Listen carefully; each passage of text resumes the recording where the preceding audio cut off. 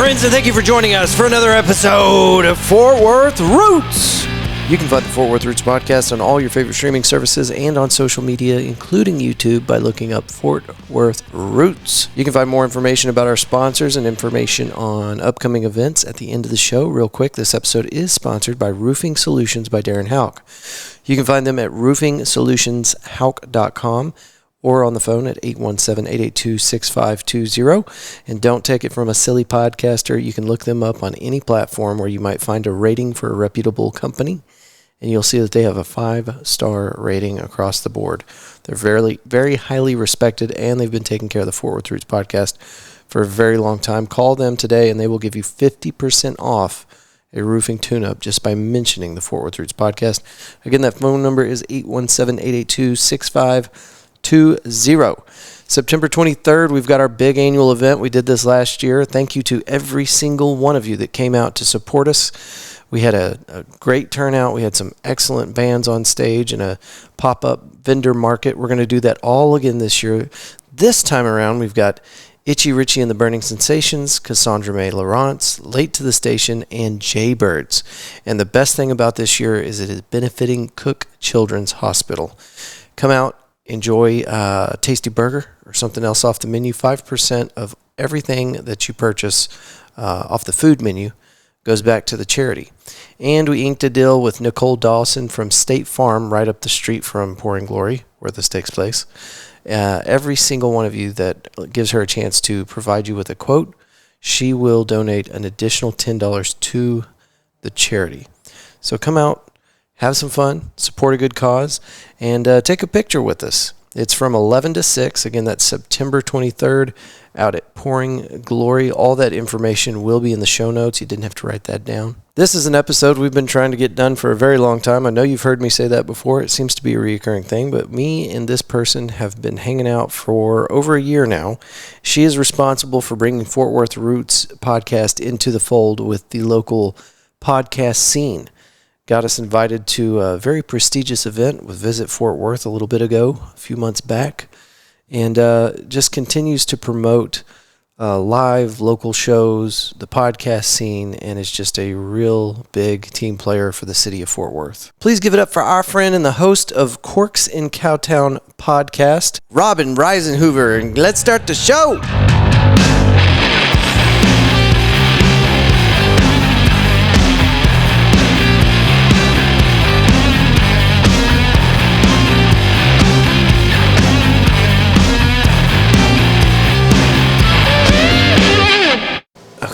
And I don't even tell people when I hit the record button, but I will warn you this time. You know I don't care.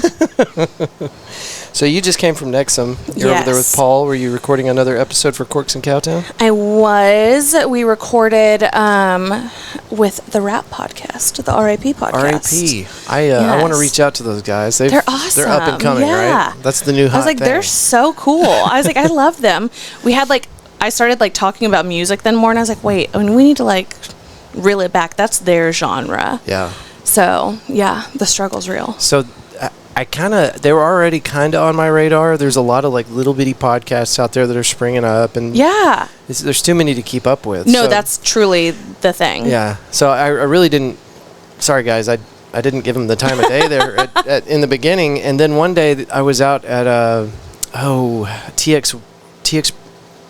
What are they called? Distillery. Mm-hmm. And I was out there with Teresa Davis from the public library. Yeah.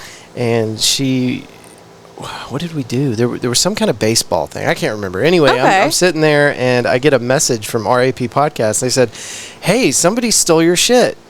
And they sent me a link, and I clicked on it, and it's another podcaster who I don't think he had a very big following, but he obviously had a huge budget because he had very very nice what did he production steal? Stuff. It was just a clip of this, me sitting in this room interviewing somebody, and the clip was what not to do with a podcast. Shut up. And I've never heard of these guys. They're not local, as far as I know. But I reached out to the guy, and I was like, hey, man, thanks for the free publicity, I guess. But it was so cool that they caught that. Yeah. And then that they cued me in on it. So after that, I've been watching them a little closer, and they're killing it. They're putting out they're episodes great. every They're week. really good about like their clips and everything. So we actually filmed today, which I typically, don't do. Right.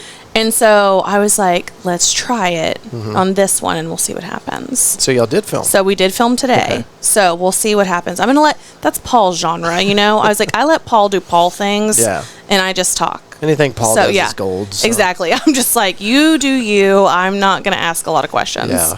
So, yeah. And I love his studio, and I got to shout out to Paul because he's been a part of the Daddy team. Paul. He's part of the pod squad. I was like, Daddy Paul does the most. I was like, not only is he a literal father, but he does the most, and the ladies love him. So it is what it is. Yeah, and he definitely understands that. I've seen some of his videos. He's doing these. I don't know if he's still doing them, but for the a while. doctors. What? Wait. I'm talking about. Oh, I thought you were. I was like, are you talking about producing or like himself? The wardrobe change thing. So he's taken a break from that. Yeah. But I hope he kind of does it again. Because here's the thing: is like I told him probably like a year ago. I was like, Paul, if you started doing like these little videos, I was like, you'd blow up. Yeah. And so he said the same thing. He was just like, yeah, I know. He has so much going on all the time. Did he get the traction he thought he would? Well, so he started to, but then also it was so funny because so many people would like, how the internet is. It's like people would get on there and just like roast him. So it'd be like someone being like, where did you buy this? You're too old to shop there. And he was like, where do you want me to shop? Like, where do old people shop at? Like, what? Tell me then where. And he has like, obviously like the best personality to deal with shit like that. Sure. And so he would just like clap back in a way that was just like, thank you so much for your, response. I really appreciate, you taking the time to make a comment. And it just pisses people off. Yeah, 100%. And so I'm just like, keep doing that. Yeah. Keep doing that. Well, and if Paul is what it looks like whenever you get old, then exactly. Here's to my golden years. Exactly. Cannot wait. All right, so for our listeners that don't know, me and Robyn have been trying to get together and do a recording for months now. Yes. Like 6 months, I think. Scheduling is rough. Or a year. Yeah, we're both busy people. Well, you have had a ton of people on. I was like, obviously the holidays are rough. And then we went right into PBR. Yep. And then I was in the middle of moving. So now I have like freedom again. Yeah. Are you still living in boxes? Kind of. Yeah. But it's only because I'm where I'm at temporarily for right now. Okay. So I'm like house sitting and dog sitting till early October, and then I'm moving. So all really, your shit's for in real. storage? Yes. So I'm just living out of boxes like for like my little things. And you're not doing anything crazy. You're not leaving Fort Worth. Oh my God. oh, okay. You just had to cough. Okay. That too. I mean, I don't think I'd ever leave the Fort Worth area. Yeah. I, unfortunately, though, I might end up having to go like to the outskirts of Fort Worth, which like crushes my soul because if I lose my Fort Worth like address, I don't know what I'm gonna do. But the thing is like Fort Worth is growing so fast, I can't afford to live here anymore. Yeah, like it's pricing a lot of people. And out. that's the thing is like I hate to say that is like I've been very vocal about the change that's been coming to Fort Worth for like years, and I love that Fort Worth is changing and that it's growing. Do I think we're going too fast? Yes. Do I think we're maybe doing a little too much? Yes. Am I a like city developer expert? No.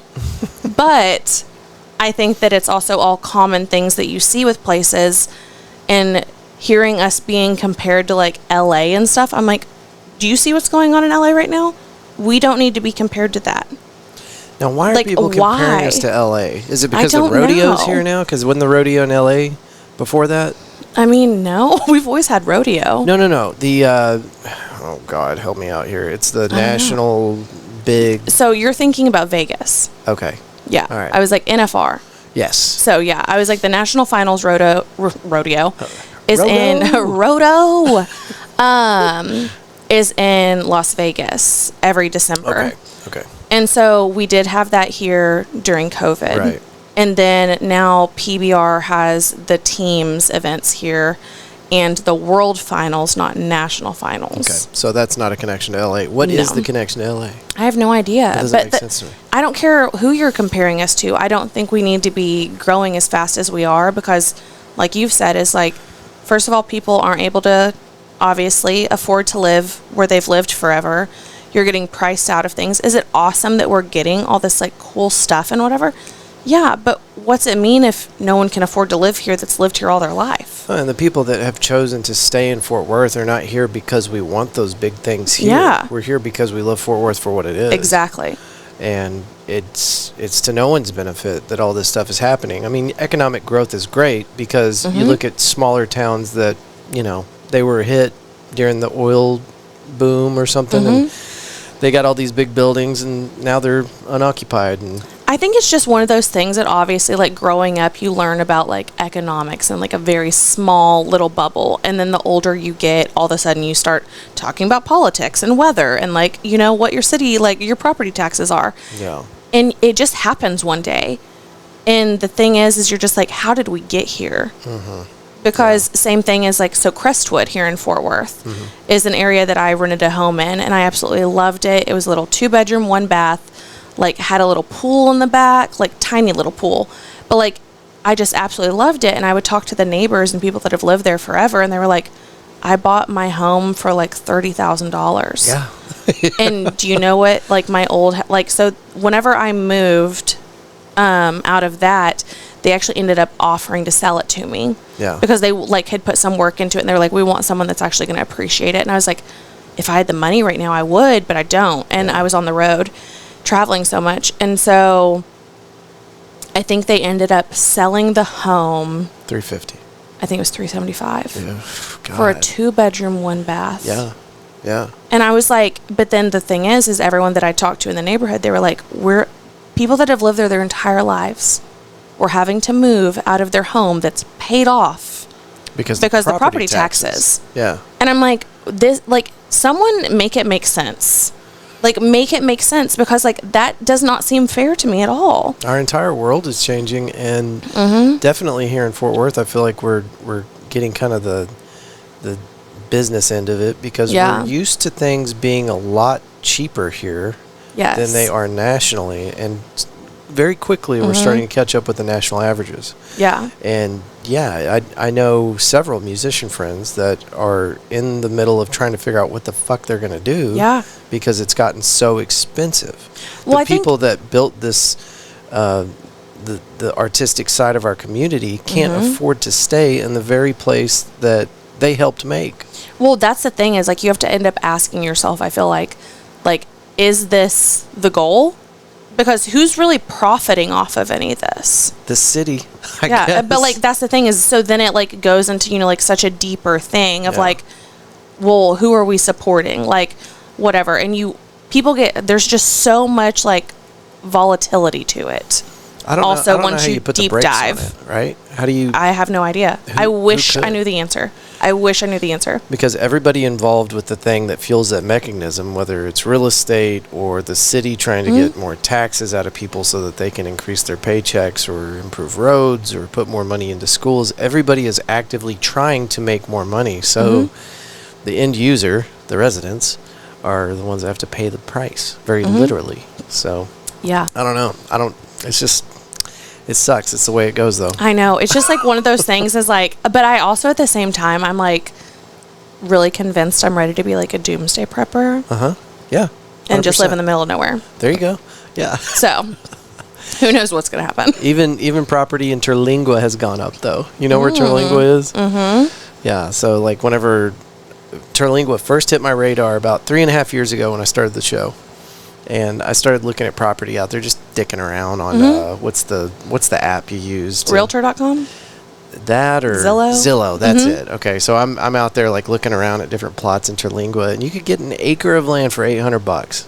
I'm like, I might have just found somewhere to start building my doomsday bunker. Some cactus. And then whenever prices started going crazy here, I'm like, let's check in on Terlingua, see how things are going out there, and it went from $800 an acre to like $4,000. In Terlingua. It's like, what the fuck is that's the thing, is, like, it's so crazy, because if you look at, like, I've been looking at like Reno and Springtown and everything, which is just, it's just a hop, skip, and a jump. I mean, a nothing town, right? Unfortunately, 35 is in the middle, so, like, that's the only real bummer, because, like, once again, how much money have we put into roads and 35 is still 35? It's never gonna make that make sense. Yeah, it's not. And so it's one of those things that I've looked out there, but so it'll be like the same amount of land, but it'll be like on the other side of the highway. And it'll literally be like a $200,000 difference. Damn. Yeah. I'm like, within a mile. I'm like, that makes no sense to me. Yeah. But once again, do I understand any of this? No. Am I upset about it? Yeah. Yeah. Do I don't know. I could go on that like forever because it just doesn't make sense. Well, and it's affecting everybody, so we're all ready to do a fair amount of complaining about it. I'm in construction, and I drive a truck. I drive a concrete truck, and I'm helping this guy pour forms for a mobile home, a trailer house. And I asked the guy just out of curiosity, and this is in the middle of all these hyperinflation times that we're living through. I was like, how much is the house worth that's going to go on top of this frame here? And he's like, well, this is one of the cheaper ones. It's a smaller unit. This one sells for $325. I was like, excuse me? Yeah. $325,000? That's a cheap one? Oh yeah, no, they've gone up a little bit. Like, it's a trailer house. Well, they've gone up a little bit for sure. But like, that's the thing is, there's also, I never knew this, and tell me if you did, the difference between a mobile home and a manufactured home. It's the same shit. No. So the difference is like the mobile home can literally like be picked up and moved. The manufactured is the one that's on the slab, and it's built to the same like specifications as an actual home would be built. But the thing is that it's all put together at the site. So it's like basically the framing and everything, like it's all done, but they put it together at the site instead. Okay. Well, and so that was the thing is like because I got really invested in that too, because I was like, well, maybe I'll end up living in a trailer, like just on some land. I was like, I don't care as long as like I like have a nice place to live. And some of those trailers are so nice now. Yeah. And they're like single wide, double wide, triple wide. I was like, where did this come from? Yeah. Like they're insane. Some of them have 2 stories. Oh, really? I know. I was like, I don't know if I would trust that. Right. But, I mean, I'm also, once again, am I an architect or an engineer? No. Just trust it. Sure. Yeah, It's gotta I'd be like, it's got to be safe. I mean, I trust myself more than most things, but I don't know. It's just like one of those things that you don't think about. Yeah. Well, I'm kind of excited to hear more people talking about like moving, getting property like just on the outside of town, because that's something I've always wanted to do, and I've always felt like an outsider, but it's kind of mainstream thinking. I think now.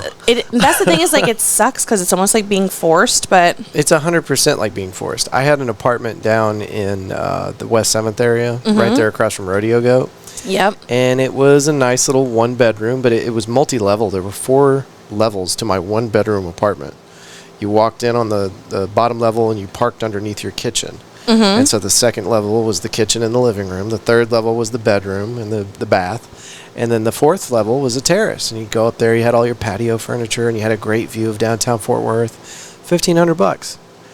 I thought that was a lot, but hey, we're living large here. We got a great view of downtown. It's in a cool spot. You know, I've got this 4-level apartment. I thought it was cool. Was it worth $1,500? Maybe, maybe not. But now that same unit is worth $2,200 a month. Yeah. And there's just no way I'm paying that for an apartment. Yeah. But then again, good luck even finding a house with a mortgage where you're going to be paying less than $2,200 a month. I could right now absolutely obliterate my old apartment complex, but I'm waiting on my security deposit back. Because you want to talk about a place that has no business making the money they're making with how awful it was. I am just like ready to just obliterate them. You're ready to do some horrendous shit. There will be a Yelp review and a Google review. I tried so hard to just like deal with that place and like it.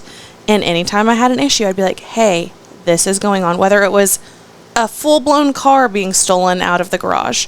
This is your garage, your car? Not my... Oh, okay. My friend's car. But out of your unit. Enclosed garage, like a parking garage that everyone parked in. Oh, okay. Not tires being stolen, not a catalytic converter, the entire vehicle. Yeah. The entire vehicle. And it wasn't gated? It wasn't just one time, yes, and it was gated. And then for the apartment complex to come back and say, And I was just like, can we get cameras? Is there a security guard? Is there like literally anything else that can be done? And they were just like, well, cameras don't prevent theft. Well, no shit. But like, do something. Right. And so it was just like one of those things that like, I mean, that's just like a blip on the 2 years I was there.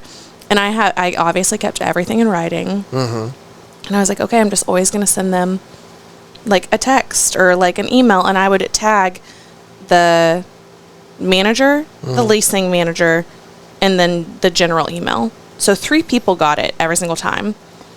And nothing was ever done about a single complaint I had. And it wasn't just me. Like some of us, like we would literally like have to like all put a like group together. We would like all send the exact same email. And I was just like, this is crazy. Never but got once a again, response. it's like same thing as like, guess how much I was paying at that place? Tell us. It was like $2,200. Yeah. And it was for a 2-bedroom, 2-bath. Yes. But then I'm also potentially, I had everything, things were stolen off my front door with my Ring camera. And they were just like, oh, well, too bad. Call the cops. I was like, how are these people even getting in the building? Right. Like, just like those types of things. And that's the thing is, it sucks because it's like, it's marketed as a luxury apartment complex with luxury amenities. And it was not luxurious. It's luxury because that's how much you're paying. I was like, it's a luxury for you, not for me. So, yeah. It sucks. Things are changing for sure. I don't know. I've been a strong advocate for Fort Worth for a long time, and I will continue to be. But I mean, same. I think we all have. At some point, it's not going to be the same place that I've been so fond of, right? I know. I mean, think about it. All of us have like Fort Worth something in our podcast names, even. I mean, you have Fort Worth Roots. Yeah. You have the Funky Panther, which is like Funky Town, and also Panther City. You have Corks and Cowtown. Like, we love our city, and I think that that's what really should be making people pay more attention. These are people, like, first of all, we have a platform to do this, but like, we have a platform to really like make a change, and we're sitting here saying, hey, something needs to change. We just need access to who we can talk to. So, I mean, just in fairy tale land, how could we make it work? Would it take the city putting some type of rent cap on the prices for I don't think apartment homes, or how would it work in fairy tale land? I literally, like, I have no idea because I don't even know what's like possible. Obviously, in fairy tale land, most things are possible. But I think it would, like, property taxes is the biggest thing I've heard from most people. Yeah. You know, that they've, like, not just doubled, but, like, tripled and quadrupled. It's crazy for people, which makes no sense because it's, like, it's still been the same piece of land. Yeah. I didn't do anything. Yeah, like, I'm just living here. Yeah. Like, and all of a sudden you're expecting me to make, you know, like, triple my salary? Like, that, make it make sense. I think things are just so outrageous. And also, here's the thing that not a lot of us talk about, but like, none of us ever asked for any of these things. Like, you're forced into these different, you know, scenarios of like with taxes and everything else. And first of all, your money is being taxed whenever you're making it. And then you're like, that taxes in general are like its own thing. And it's like, what is the point of anything we're doing if people are just trying to like have the bottom pyramid of like their needs met? Yeah. Just the basics. Like, just the basics. And they're not able to do that anymore. And that kills me. Because even the people that are out here busting their ass are still struggling. Yeah. Yeah. Like, not all of us have, like, the billionaire mindset to where we're just like, sure, let me take a risk and invest all my money in something that could also backlash on me and I lose everything. Yeah. Where the rest of us are just like, I think I've got enough to make it this month. Yeah. I think I do. Exactly. Are you sure about that? Yeah. I mean, I don't know. I was like, it's one of those things that like you can continue talking about forever, and it's just like, what's the answer though? Like, what is it? I don't know. Well, maybe we need to find a Fort Worth economist, somebody that can come in here and break it down. If you for know us. someone, I'm willing to have that conversation. I would love for us to find like local. I want a biologist and a cardiologist and a just like somebody for every category, like they do like on the Joe Rogan Experience, but like Fort Worth. Try to find somebody that could answer every question, but keep it very Fort Worth. Yes. I've reached out to the folks at TCU, and I'm sure they're like, this silly ass podcaster doesn't even know how to use a comma. That's what ChatGPT is for. Okay, I still haven't broke into that. What? Yeah. Oh my gosh, you have to. It's the best thing ever. That's what I keep hearing. One of my friends just had to like construct a text with it to tell one of her friends she was upset with her. I've used it for business before and for personal. I'm just like, how do I say this in a like matter of fact way, but also not to where it's like brutal? And it literally like will come up with it. And I was like, that is exactly what I needed. If I could do that in real time, it would fix so many things for me. Same. Like work relationships and stuff. There's always the joke, like guys coming out of the military trying to figure out how to say things in a way that is, PC for the civilian work environment. Yes. Because we're so used to just talking shit and cussing at everybody, and you can't do that in the civilian world. Yeah. So that would help. They could incorporate that into like out processing training for military guys. Like, okay, you're never going to get this shit. So you're just going to put it into ChatGPT. Yes, exactly. Don't say anything until you use this device. Just use the prompt. If I could get my brother to do that, because he's the same way, as he's a retired military, and some of the stuff he posts online, I'm just like, you shouldn't have done that. Yeah. Like, but also I'm just like, whatever. Like, could be worse. You gonna be you. You do you, boo. Yes, exactly. So tell me a little bit about Corks and Cowtown, how you got started, and let's get away from our economic rant. Where did it all begin? What do you want to know? Like, obviously, so Corks and Cowtown started officially in 2019. Okay. And it was November 4th, 2019. So you're at least 6 months ahead of about 30 million podcasts. Yes. So, I really just wanted to do something for Fort Worth. I needed like a creative outlet. I was done traveling for a little while on the road. Like, I was getting settled and I needed just something else. Like, I wanted another like kind of stream, like of income, a hobby, like something. And I was like, what can I do for Fort Worth? And I was like, well, I love like, having conversations and cocktails with people and like whatever. And initially I had like some ridiculous names for Corks and Cowtown. Like, I think one of them was going to be like Bougie and Bubbles or something. It was like so stupid. And then there was another one, because then I was like, well, what if I just like do really off the wall stuff? And it was going to be Big Balls in Cowtown.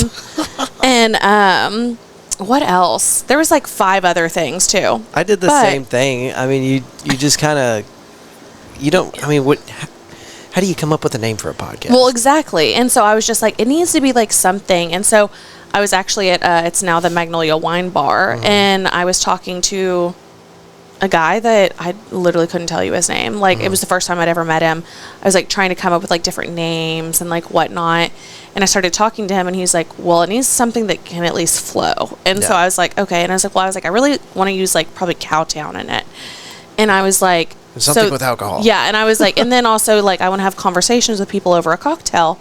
And I was like, cocktails in Cowtown. I was like, no, it's too long. And then we were opening a bottle of like wine, and there was a cork. And so we were just like, Corks in Cowtown. And so it just, like appeared. And so I immediately was just like, all right, let me get the website. Let me get the like email. Let me do this. Let me do this. And then I found a girl, her name's Brooke. I'm absolutely obsessed with her, to do all of my branding and everything. And she did the website, etc. So she still does all my stuff today. I absolutely adore her. She is a like traveler too. And so she was just in Italy for a couple months, and now she's in Arizona for a couple months. But she's one of the only people that can like also deal with me, because I'm like, I have 5 ideas I need combined into one. Let me just talk it out to you. Yeah. And then she will literally just sit there and listen to me, and she'll like send me options. And God bless her, because she always knows exactly what I mean. She sounds magical, and it sounds like we all need a Brooke. Everyone needs a Brooke. Like, she is an absolute dream. So, yeah, I mean, obviously, it was funny. I was just, had the episode with the RIP podcast guys. And it was funny because we were talking about their beef with the Funky Panther. Right. And I was also saying, I was like, I don't think the Funky Panther guys remember that I won Best of first. Like, I did. But the thing is, it was overshadowed by COVID. Because I won, and like after doing it for 4 months, and then obviously everything shut down. So there was no award ceremony, there was no party, there was no nothing, because obviously we couldn't do anything. Right. But yeah, I just I don't know. Obviously, it changed kind of the podcast too. Talking about COVID. Like COVID, yeah, because initially it was like just interviews, and it was also only supposed to be twice a month. Yeah. That changed because we were all trapped at home, and people were like, just talk about anything. I'm bored. Yeah. And so it turned into just being conversations and like talks and, you know, dating and whatever, which honestly, like how we were dating during COVID is weird thinking back on it. I was like, that makes no sense. Just the things that you always want to talk about with people that sometimes people don't want to say or do. You know, like dating is like a conversation that you could talk about every single day for the rest of your life. And it makes no sense because people have such, I guess, dramatic perspectives on it. Yeah. Like relationships in general, I feel like. So, yeah. I'm 38. I'm not going to ask you how old you are, but we're old enough. 21 forever. We're close enough to understand some of the same things. Yeah. But the internet dating thing is so fucking gross. It's awful. And I hate it. And it is miserable. It's how I met my current girlfriend. Okay. And, I'm really excited about her. So good. I mean, it's not all bad, but you know, you go on these internet dating dates, and it's always a dumpster fire. I haven't been on one in like an internet date in probably over like a minimum of like a year and a half. Yeah, well, good for you. Because here's the thing is, it's not that I haven't tried. Yeah. It's just that, and obviously there's different perspectives and different types of people, whatever. I always try and look for someone that's like very confident and like gonna make the first move and do all of this, because I'm tired of doing that. Yeah. I'm tired. Everyone can think it's misogynistic or whatever else. At this point, I really don't care. I'm tired of making my own decisions. Like, I want someone to just tell me what we're doing. Yeah. I want someone to be like, we're going to get married. I'm going to take care of you. I'll ask you when I need help with something to make a decision. I'm going to be like, perfect. I'm tired of making decisions and doing things myself. I'm tired of being independent. And so it's so funny to think about, because I'll like be talking to someone for like a day, and then I realize little things like they haven't asked me a single question about myself. Yeah. Or it'll be, cool, they refuse to go past surface level. Yeah. Or, cool, the only question they're able to ask me is, how was your day? I'm just like, what happened? Yeah. Like, why is that so? Why are people not capable of like having depth? But it's because I don't think they want it. Well, I think it's just like a very we live in a world of convenience now. Yeah. And is convenience great? Absolutely. I love convenience. But whenever it comes to dating, convenience is not where it's supposed to go. It's kind of robbing people of their personalities, right? Yes. I mean, these apps, these cell phones, these websites, it's... And it's always like it's always the like grass is greener. Like, oh, well, maybe there's something else out there that's better. Well, maybe there is, maybe there isn't. And maybe you're going to be stuck in that pattern for the rest of your life. Yeah. Like, it's just crazy to me. But that's why I love doing the podcast, is because you find so many different perspectives from different people and like whatnot. Because we all have this amazing platform where we're able to talk, communicate, discuss like deep things, surface level things, our traumas even, and then have a conversation about it. I think the girls over at Forever Reckless commented that it's their therapy now. It is. Like, that's the thing, is literally it's so nice because we're able to just sit here and have a conversation. And it makes me really realize too that there's so many people I think that love podcasts because maybe they don't have the friend group or support that the rest of us do. Yeah. And so just hearing that they're not alone in their thoughts and their ideas and whatever else is a blessing. Well, and surely you had some podcasts that you were listening to prior to launching your own. And I mean, mine were all true crime, so a little different. A little different, but yeah, it's I was too like, much work. Mine's a little bit, yeah. Here's the thing: is I would love to do a true crime podcast, but the like storytelling aspect, I can read, obviously, sure, but like putting it all together in like such a like creative way to make people just like hang on every word. Yeah. Not my forte. Well, and some of these guys are going out and solving cases too. It's insane. Like, I'm obsessed. Who's got time for that? And that's the thing, is like I'm still obsessed with all my true crime podcasts. Is like I need to actually catch up on my Fort Worth ones because I got stuck in the like true crime again.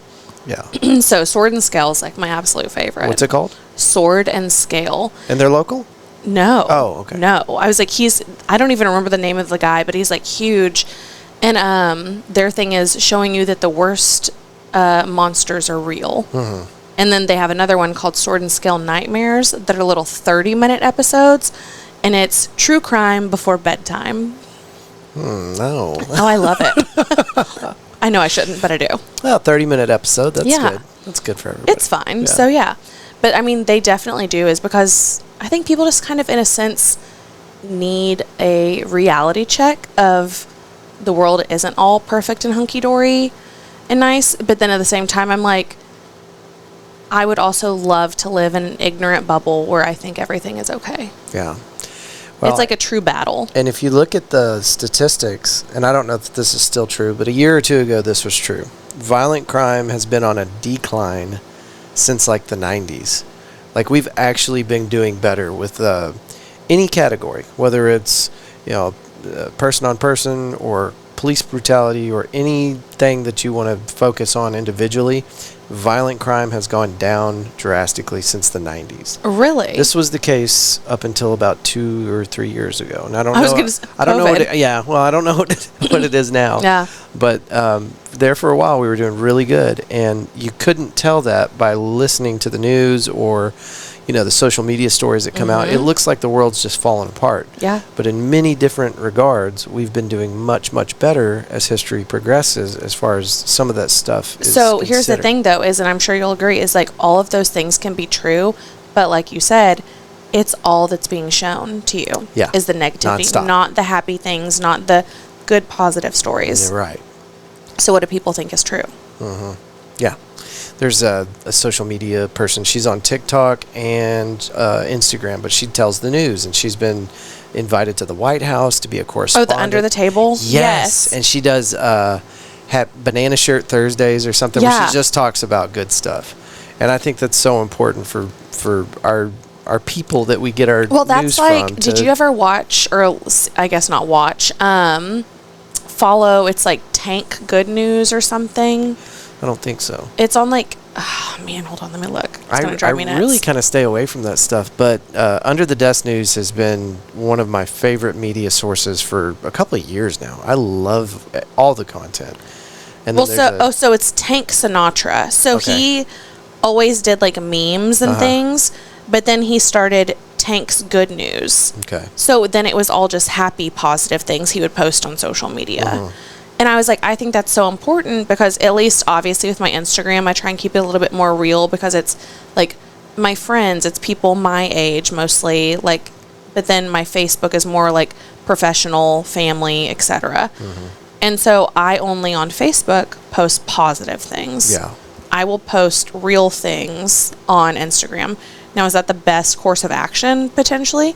No, because I should in fairy tale land be posting everything across all platforms that's just very real. Yeah. But also, like we said, is things are going up in price and I need to keep a job. So I'm going to leave things professional on Facebook. Right. But it's just crazy to me because I literally started unfollowing or deleting every single person that I would see consistently post negative things. Yeah, I can't handle Because it. I was like, I feel like eventually choose to live there.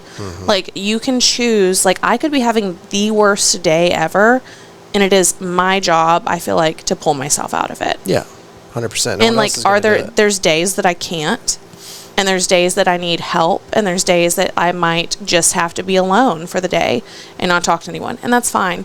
But there's also the sole responsibility of it, I feel like, is on me. Right. Like, I'm the one that has to change. It's my life. Nobody else is going to pull you out of that hole. Yeah. Yeah.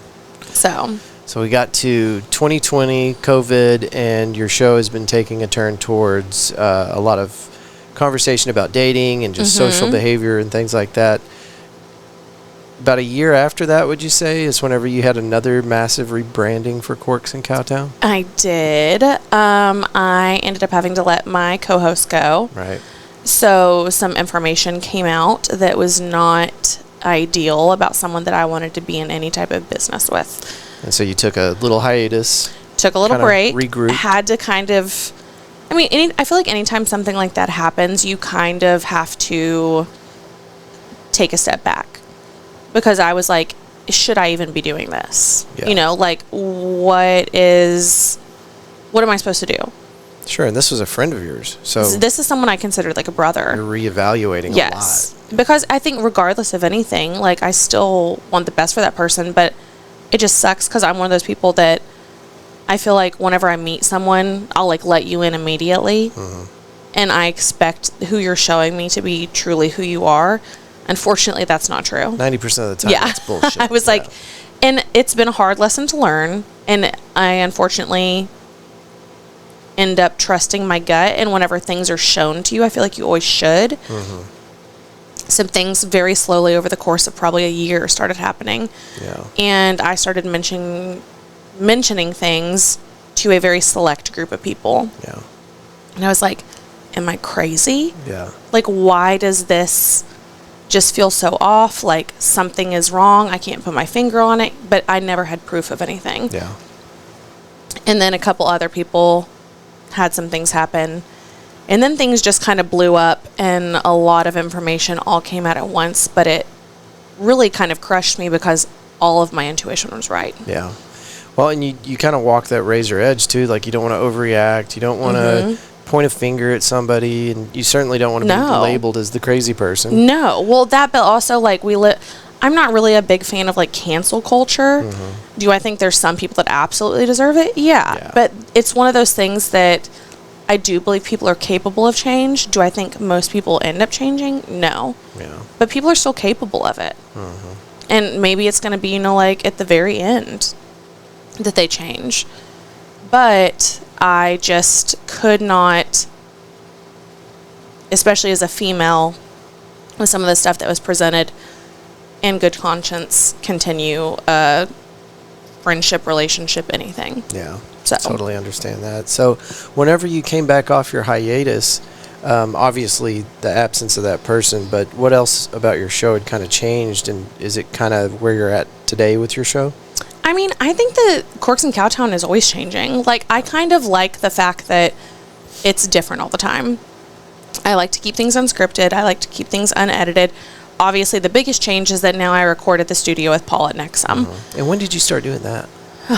Well, I actually, before, used him a couple times because of the other person had our equipment and things like that and wasn't answering, etc. And so I was like, an episode has to go out. Like, this is, like, consistency is key. Yeah.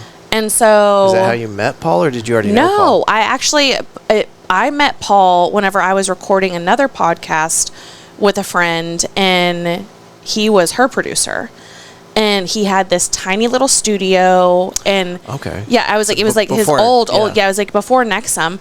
And so he and I were talking about how he does some stuff with social media and that he does videography. And I was like, I actually need to do some stuff for a website soon since I do social media. And I was like, I would love to have you do the photography for it or videography. Like, you know, let's try out and see if this is a good partnership. So Paul and I stayed in touch for like a good while. I ended up finally using him. Great product. Everything was happy. Client was happy. And so we kind of like felt each other out for a good while. And then when everything kind of hit the fan, I was like, let's talk. Yeah. I was like, because I need somewhere to go. I tried a couple other places in Fort Worth. Financially, they didn't make as much sense because I was just getting raw, like, audio for like a not great price. And I was like, this makes no sense. Because like my old editor was in Ohio. His name's Jason Marshall, and he's amazing. He was amazing. He would always like do everything within 24 hours. And he helped like kind of guide me and like really start me on everything. But it's nice because Paul's right here. We're able to talk. He's also like, he's like become one of my best friends. Yeah. And like his son too is like so badass that he's extremely talented. His son literally is extremely 16 talented. and like one of the best photographers I've ever seen in my life. Yes. And so it's just one of those things that like Paul's just like so good at doing anything on the creative aspect. And you want to be creative and like make things and do things when you're around him. Yeah. So, yeah. We'll put some information about Nexum Creative Studio in the show notes because this is turning into one big old Paul Nexum Studio advertisement. You're welcome, Paul. I love Paul. He's a good guy. I know. And I was like, we went out on Friday and we were both hurting yesterday. Yeah. what did you learn? Komodo's food is amazing. Komodo's. It's Where's in this? Dallas. Oh, okay. So there's only one in Miami and Dallas. And so we went for one of my friend's birthdays. And so Sounds expensive. Oh, it was expensive. But like, you know, like you like do the like once a year splurge for like a birthday or something. So that's what we did. And it was funny because I had a bottle Paul had given me. And so we had that as like our pregame. But I posted a picture of it. And Paul was like, are you going out? And I was like, yeah. Is it? And I was like, do you want to come? Is it on your Instagram? No. Oh. And I was like, do you want to come? And so he ended up meeting us out there. And then one of my other friends came. I won't say his name just in case he doesn't want it to be said. But so all the guys hit it off, and then it was just me and Haley. And so I don't know what possessed our bodies that night, because we went to Komodo, then we went to Saya, which is a new Mediterranean place next to it. Then we went to Citizen to see my friend Heather, who's the bar manager. Then we were going back to Komodo, and we ended up at Bottled Blonde. Here? No. Oh, there's there. one. Okay. There's one in And Dallas. then we finally made it to Komodo. And I was like, how old am I? Like 21? Is it 2 a.m. now? Oh, I got home at 5 a.m. 5 a.m. And then I had a bridal shower yesterday. I was like, sometimes I don't make great choices. I was like, but I will always celebrate my friends. I'm about to say, maybe not great choices. Yeah. But it sounds like you have great friends. That was the thing, is I was like, you have to celebrate your friends, you know? Like, think about like our little pod squad. Yeah. Like, we're all so lucky to like have each other and support each other. That's what gets me in trouble, because I'm like, they came to my thing. I got to go to I theirs. know. I was like, it's hard. I know we missed you at Podcast and PBR this year. We were in Big Ben. I know. I'm I was releasing like, that episode tomorrow. Oh, you are? I was like, I'm excited for that one. So the video is going to be really good. I'm going to tell people, like, you got to go check out the YouTube, because I'm putting all the pictures and videos that I took from that trip into the YouTube. Good. So, that'll be good. But it was a great trip, and I hated that I had to make a decision between that, because I wanted to be at your because we PBR wanted thing. all of y'all to be there, And obviously. That's kind of what started it for me, was your event the year before. Your what did you call it? Podcast and PBR. Yeah. That's what started my kind of integration into the pod squad. Oh, well, we're happy to have you. Yeah. Obviously. I think I don't think other groups do this. That they're just like, hey, come on. Yeah. We can all win. Yeah. Well, I'm very appreciative of it, and it's not lost on me that none of this would have happened without you. Oh, well, thank you. You have been a huge catalyst in what's going on with that little pod squad thing. So. I mean, I think all of us really are, though, because we all and I'm not trying to take anything hard. from anybody. Yeah. But you have been an absolutely integral part of that team. And well, thank you. Thank you for everything that you've done for the group so far, and you continue to invite us to these awesome events and making sure that we're included anytime something comes up. And my show, Fort Worth Roots Podcast, and a lot of other people's would not be where it is right now if it wasn't for you. Well, thank you. That makes me happy. I mean it. I was like, I just love it. I'm just like, I love our little bubble. Yeah. I was like, I think it's just like, I don't know. I just think that the older you get you get like sentimental about shit. Yeah. And I'm just like, it's so nice that like we all have each other. Yeah. And even if it's not like you and I don't get to talk all the time, and like a lot of it's just like sharing stuff and online, and we try and support each other. Yeah. But like that's not hard. And I think it makes me sad, because then you think about other people who are like having businesses and like whatever, and maybe it's not a podcast, but it's like an actual business, and their friends don't come support them. Yeah. And I'm like, that has to suck. I've Like, done that. like, yeah, but like it's just like, but like they never support them or like whatever. And so one of my girlfriends, and I actually had that talk, I guess, at the beginning of this year, is she is a mom. She's married. She's got, like 4 kids. She's very, very busy. And I get that. But I felt like every single time that I ever asked her to do something, she couldn't do it. But every single time she asked me to do something, I was there. Right.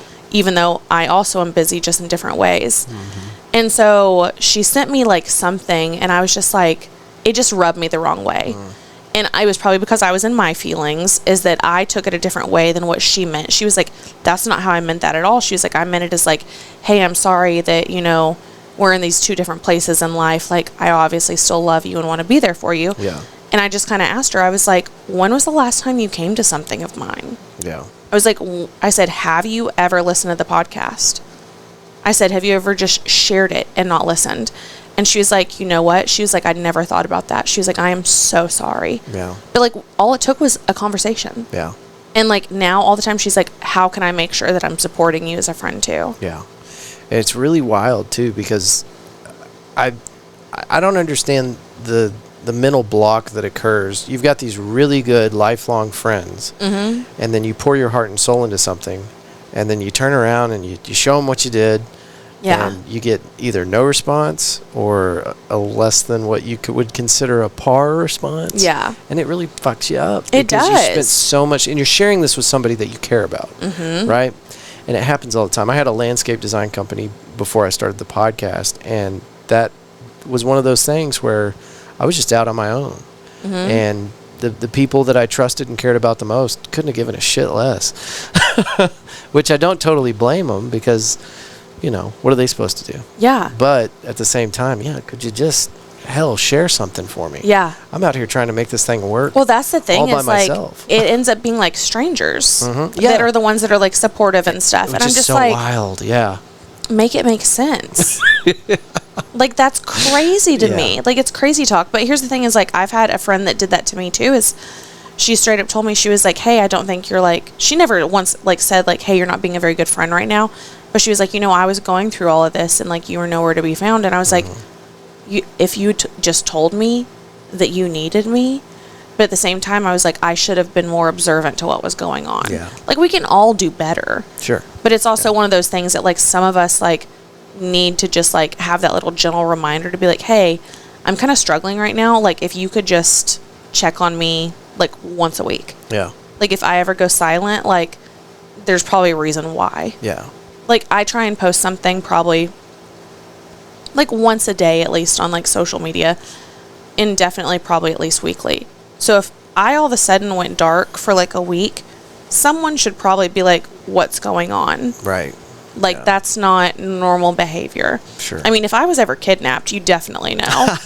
Like, but like, like those little things is like, we all have our like little quirks and things that we do, but showing up for your friends is not hard. And how special is it whenever you actually, because we're talking about the people that don't show out for us, but how special is it for the ones that do? Because I do have a lot of really good friends that also do show up for these events, and it makes you appreciate them so much more. No, absolutely. Anytime somebody shares your content, shows up to an event, does anything to kind of show their support.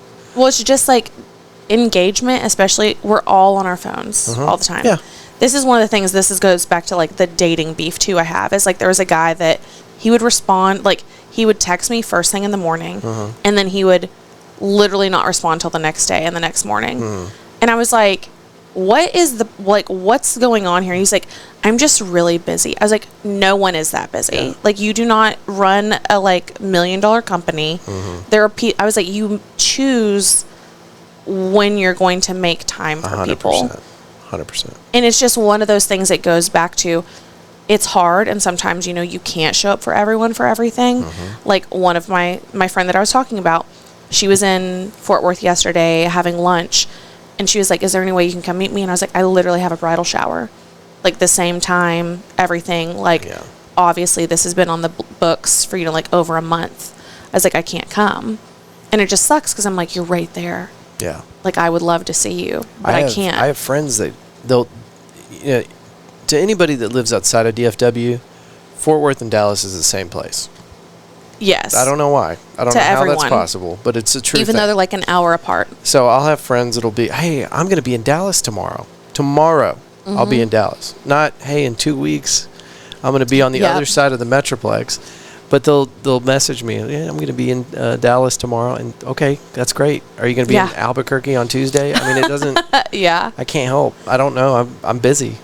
So I know. that does suck, because you'll have people that'll drive right down I-30 past you, and It's like, you should have stopped sooner. Or you should have called me a month ago. Yeah, exactly. Like, you didn't just choose to do this today. Right. Yeah. No, it's just tough, but I don't know.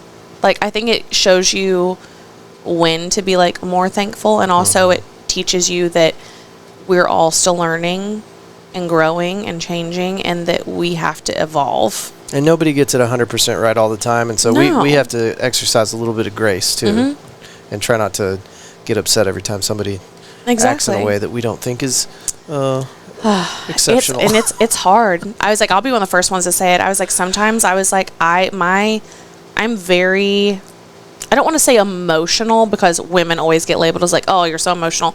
I'm very quick to respond. Yeah. Like, I will just, like, my immediate response. And unfortunately, one of my immediate responses is anger quite often. And it's very hard for me to sit back and be like, why do you feel this way? Yeah. Do you truly have a reason to feel this way? Like, let's find out what the facts are first. Your inner monologue is starting to sound a lot like mine. Yeah. I was like, I am very quick to just be like, I will, like, I will jump down someone's throat in a heartbeat. And I'm also very quick to, if someone's doing it to one of my friends. Oh, yeah. If you want to see me mad, we'll get Mama Bear. Oh, yes. Mama Bear real quick. I was like, literally, that's like the worst I get. Like, you can talk to me, like, talk down to me, talk shit to me. I don't care. But if you talk to one of my friends like that, no. Shouldn't have done that. Same. I was like, and I don't know why. Like, where do you think that comes from, though? I don't know, because I do the same thing too. But I credit that on my end of it towards the military thing. Okay. Like we had our squads. You know, we had our little tight little group of people, and we did everything together. And well, we are the pod squad. And anytime and that protective thing kind of extends even to people that I work with who I don't even like that much, but they're my guys. I work with them, and if anybody, we had a guy at 2 a.m. one time drive into our plant, which is very odd because we're on like a very back road. There's no reason for anybody to be, anyway, just a strange car came rolling in there, and it came right up to a group of the guys that I work with, and I didn't even think about it. I start jogging over there to see what's going on with this guy, and turns out he had a gun in the car, and there was like a whole situation, and if we hadn't have all kind of converged on that one car at the same time, he might have done something. But the fact that we were all just like, what's this shit, meerkat, you know, let's figure out where the danger is. But you trusted your instinct. I don't know, it was just a response. It wasn't even a thought in my mind, and then whenever the guys were like, yeah, he had a fucking gun in the car. I don't know what that was about. But it's just one of those things that I think that's one of the biggest lessons that I preach all the time is trust your instinct and trust your gut. Because here's the thing. Every single time I've ever been like, maybe I'm overreacting, I've always proven myself right. Yeah. Every single time. Well, and the older I get, the more I listen to that. Yes. Yeah. But here's the thing. Why are we not teaching people when they're younger to do that? So they actually like don't suffer as much. And that they like just learn it from a young age, because I just consistently for the longest time, especially like from being divorced, like if people had just told me like, no, trust your gut, you have every right to feel that way, not given me 37 excuses of why I could be wrong and that I need to make sure and give someone a chance, like why was I always seen as the crazy one? I think when you're younger, you know, as a kid, your instincts are kind of 50-50, and I think the thing that you really need when you're younger is a mentor, somebody probably in our age group that our instincts are a little more dialed in, because I've done that recently. There's been a situation that's been popping up kind of repeatedly, these individuals that I know something's going on, I know something's wrong. They're not saying anything, but it's all over their face. It's their mannerism. It's the way they're acting. And the first 2, 3, 4 times, maybe half a dozen, I did tell myself, like, just chill out. You're overreacting. And now, and just had another incident the other day, and I'm like, no, I had this pegged from the very beginning. And I don't know what got said or what happened, but something is going on here, and I need to separate myself from the situation. I think it's the craziest thing, because I wished you could almost like bottle that moment that you're just like, happening, something's wrong. And be able to like hold on to it so you can go back and see when else that's happened. Yeah. And then see if you are right each time. Well, and you just described exactly what an instinct is. Like, whenever you have a feeling, it's based on something that maybe you can't pin down exactly when or what happened, but you've experienced something in your life that is cluing you in on like some kind of sub situation that you can't put into words, but you know something's wrong. So I listened to this. Who was it? It was like a podcast clip, and then I went down the rabbit hole with this guy. But he was talking about how so often that, you know, we do is like we over justify things, and that we're so used to over justifying things because of someone's feelings or because of, you know, certain situations, like, etc. And it was just like, especially people, this is not my personal belief, but that like believe in evolution and everything else, you know, and like with animals, or like, well, you know, animals have instincts, like they just know how to do these things. So often they're like, why do you think that as a human, when you feel that way, it's wrong? When it's literally like your body is telling you something is wrong, don't try and tell it no. Yeah. And I was like, I never thought about it that way. It's like we're basically told that nowadays that we should not be listening to ourselves when we have those feelings. Yeah. Because heaven forbid A, B, C, and D, and, you know, E, F, G could all possibly be happening. Yeah. How often are those things actually happening, though? And I don't know. It's maybe the media. You watch these. Nobody watches soap operas anymore, but you watch these people act dramatically, and they get in these situations, and you go, God, I don't want to ever be that person. No. I think maybe that might have something to do with it. I don't know. I was like, I just thought it was like very interesting. So like, especially people that, you know, maybe don't like, to me, I feel like a lot of time I'll like say it's not only intuition and trusting my gut, but I'm like, God's giving me a sign to be like, hey, you know, maybe Snap like, out of it. you know, I'm showing you something for a reason. Or like, especially there's the quote that's, you know, like whenever someone shows you who they are, believe them the first time. Right. 100%. And I just think there's all these things that like you're shown and like, you know, you hear or you read, and it's like, why do we try and go against those? The only other thing I can come up with is I know that sometimes I do and say things that are interpreted way differently than I meant for them to be. I can get that too. And so maybe we don't want to do that to other people because we're so afraid of it happening to us.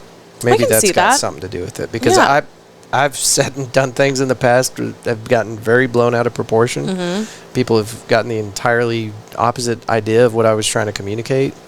And I try to do better at that. But I don't think I'm ever going to master that skill. I don't think I ever will either. I was like, sometimes I'm like, oh, I put my foot in my mouth right there. And I'm just like, wait, that's not what I meant. You know, I feel like that's the worst, is whenever you're just like trying to get a point across and you say something and everyone goes, what?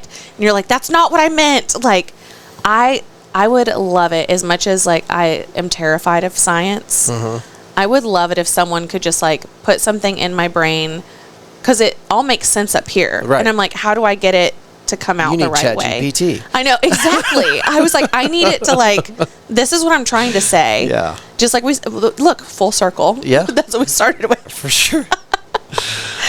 I don't know. I was like, but also, I don't know. I also love human interaction and communication because I think that it's real. Like we're not all great at it, but it's real. That's another reason to be very appreciative of the people that can put up with our shit, I guess, because not everybody is going to be able to. It's a true story. True story. The best friends I've got, they, you know, some people that really get me, I'll be sitting at a table or something, you're having a conversation with a group of people or whatever, and I'll say something, and there's that moment. Chad did this to me. We were sitting at the Jerry Jonestown Massacre, and I feel like me and Chad were just on the same wavelength, and I was trying to pay Dustin a compliment, and I said, I want more bullshit like what you have on your show on my show. And he just looked at me, he's like, so you like our bullshit? You want bullshit, do you? Is that what you're looking for?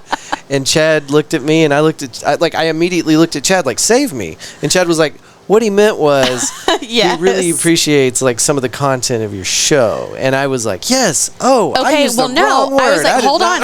I was like, wait, hold on. We're about to have some beef real fast. Okay. Because this is something, that's a great point that you're making, because I feel like this might have been what happened whenever I was listening to the Jerry Jonestown guys and you were on there.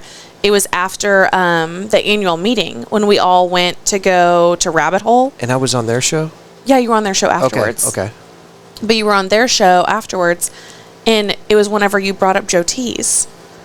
And you were just like, everyone jumped down my throat or whatever about Joe Tease. And I was like, the reason why is because of the way you said it. Because it was me that like jumped down your throat about it. Oh, because instead of saying like, I don't think the food is that great, you said Joe Tease fucking sucks. And I was like, whoa. I was like, we just honored them at this like event and everything. And you said something along those lines, but it was like very like aggressive. And I was like, whoa. And so, man. but it was one of those moments. And then you were like, no, that's not what I meant. And so you and I then had that exchange. And I was like, okay. I was like, oh my gosh. And then I told you, I was like, this is how you have to order your food there. Yeah. So, because remember I told you, I was like, well, what do you get there? And I was like, here's the thing. No one is saying Joe Tease is gourmet Mexican food. And everyone knows at this point, you go to Joe Tease because of the atmosphere and the margaritas. 100%. But my trick that I want everyone to know is how to order there. Okay, lace this up. So, if you get fajitas, please just get the beef. Just the beef. And you're going to order it beef fajitas, medium rare, extra seasoning. Okay. That is the ticket. And then also, it's not advertised, but get the chimichangas. Okay. Secret menu? Nice. Mm-hmm. All right. Well, if you haven't heard it on Corks and Cowtown, now you've heard it here. Exactly. And now you know how to order. But you're right. The atmosphere out there, it's iconic. It's very Fort Worth. Like, you can't go to Fort Worth for the first time and not swing by Joe Tease. Oh, absolutely. Got to check it out. I mean, waiting in the line for an hour when it's hot sucks. I don't know if I'd do it right now, though. Well, I'm doing it tonight. So are you serious? That's where our dinner is. What time? 7.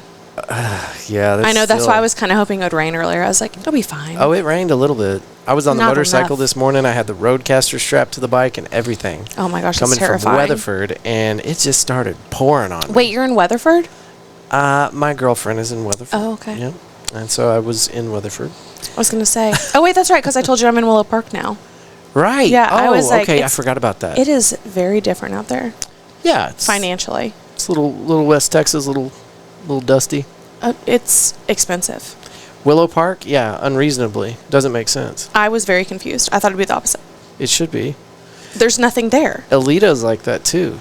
It's so apparently they like see themselves as the same thing. Oh, really?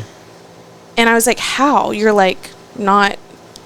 Have you gone by, I think it's called Drake's Yoke? No, everyone said to go though. Okay, so here's the thing. Does it fucking suck too? Well, I tell you what, the prices on the menu don't match up with the quality of food. That's what I would say. No, it's decent. It's a decent breakfast place. But I tell you what, if I'm going to spend that much money, like, give me an example of something. I'll spend half and just go to Old South Pancake House and get the same quality. I love Old South. I do too, and I think it's better than Drake's Yoke. Half the price. So. Here's the thing. I will say this about Old South. There was an article, I forget who did it, that they said it was the best breakfast in Fort Worth, and I disagree with that. Oh, yeah, that's not true. That I was like, that's not true. Who did this? Yeah. But best breakfast place, go. Fort Worth. Just breakfast or brunch? What are we saying? Let's just do breakfast. Ooh. I'm not a big breakfast person. So I used to say Lucille's. I used to really... I've only been there one time. Really like Lucille's. Okay. And their food is still great. But then I found Snooze. Okay, I do love Snooze. And Snooze is not locally owned, so I don't like supporting that. I feel you on that. That's a struggle. Fuck, it's good. It is really good. So good. It is so good. They have a secret menu, too. Do they? And it's been so long since I've eaten there. I really, like, as bad as things have gotten with the economy, whenever I think about, okay, I'm going out to eat, where am I going to spend my money? I won't go to a place like Snooze anymore. Because I want to support my friends. I want to support my neighbors. Yeah. You know what? Yoke downtown used to be really good, too. Just like Snooze, yeah. Is it still there? I was like, yeah, I think it is. I haven't been there in I think they started alcohol, too. Really? I think they started serving alcohol. So they're doing mimosas in the morning and things like that. So for brunch, I have to go Wishbone and Flint. Okay, yeah. Like, and that's a local place, right? Yeah. Yeah. So it's really damn good. Oh, it's so good. I feel like they just have a lot of options too for brunch. I can't remember what I had, but I went to see Jaybirds play. Oh, okay, yeah, Him yeah. and his wife were doing like a little acoustic set, and I think that was the first. I'd been there one time before, and I boycotted them for a while because I walked in, and I said, it's just me, just one person, and they said, I'm sorry, we don't have any tables. And I said, well, I can wait. And they said, no, we're booked all the way through. Like, we have no tables available. We're completely booked up. And I went, do you know who I am? Shut up. Did you really? I didn't say it. But Robyn, I thought it. You know how many times I've like literally sometimes been somewhere and I was like, what if I just pretended I was someone completely different and I acted like that? So I will tell you this. So whenever we went to Komodo or whatever, obviously, Dallas is much different, obviously, from Fort Worth. So my friend was DJing. And he was just like, let me know if you need on the list, like whatever. And I was like, well, we did get some extra people that are joining us. I was like, would you mind? I was like, whatever. And he was like, no, you're totally cool, like whatever. Because he didn't start DJing till midnight. Oh, shit. And so obviously we'd eaten there earlier in the night. And if anything, we would have just gone up. Yeah. But we wanted to go hop around and do stuff. So we come back and I feel like door guys all have a complex. And Is it a tough guy complex? I'm not going to say what I think it is on your podcast. Oh, you go right ahead, ma'am. I think they all have tiny penis complex. That checks out. And so I just think it was like one of those things that like obviously the store guy he sees us walking up and he closes the rope. And I was like, okay. I was like, he goes. He's afraid you're going to rush him or something? like you're about to just open it back up, bro. Like just leave it. Like what do you think is going on? And so he closes it and he walks away for a second and just looks at his phone and then comes back and is like, hey. And I was like, we're on the list to go up to the lounge.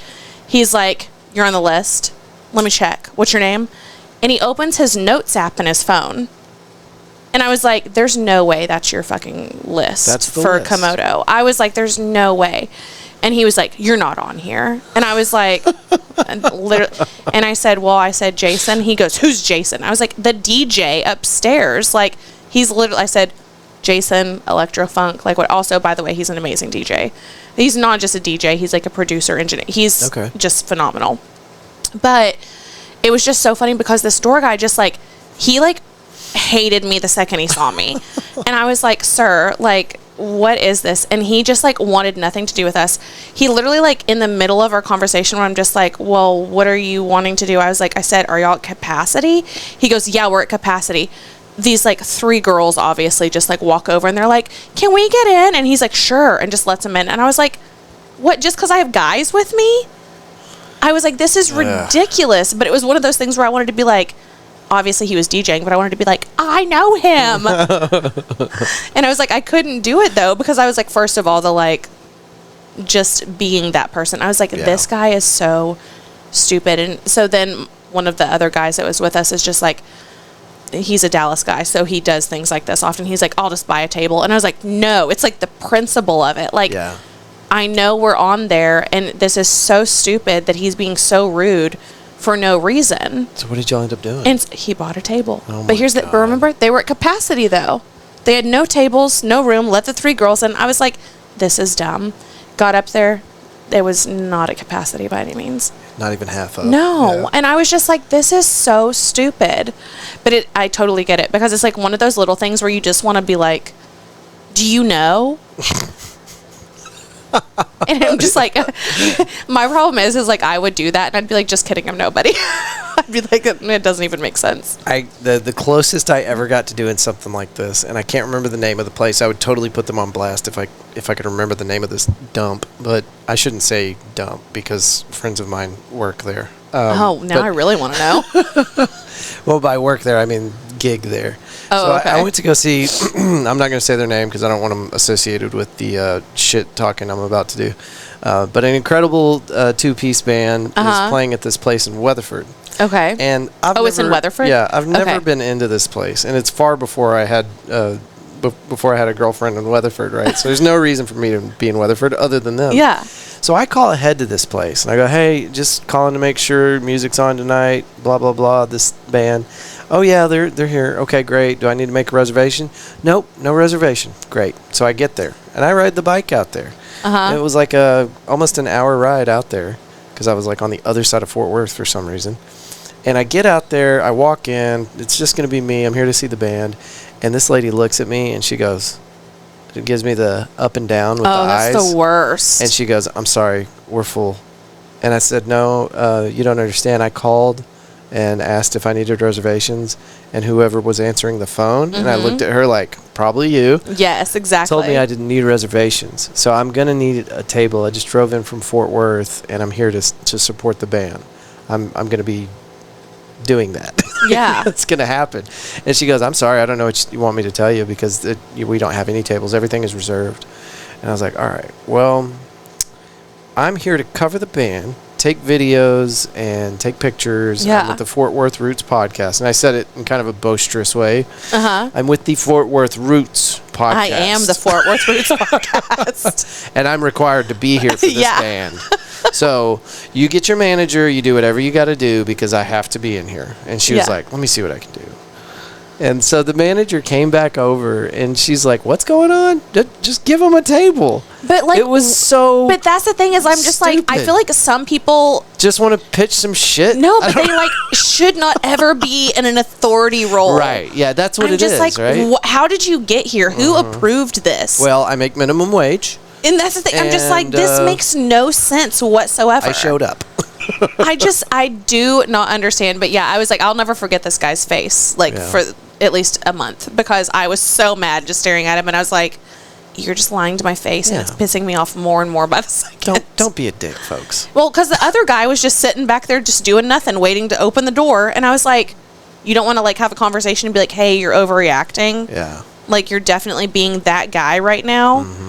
And thank God Dallas guy was just like, I'll just buy a table. And I was like, it's stupid. It's for 2 hours. Yeah. Like, do you not want money? Well, and I think maybe you were dealing with the Dallas situation.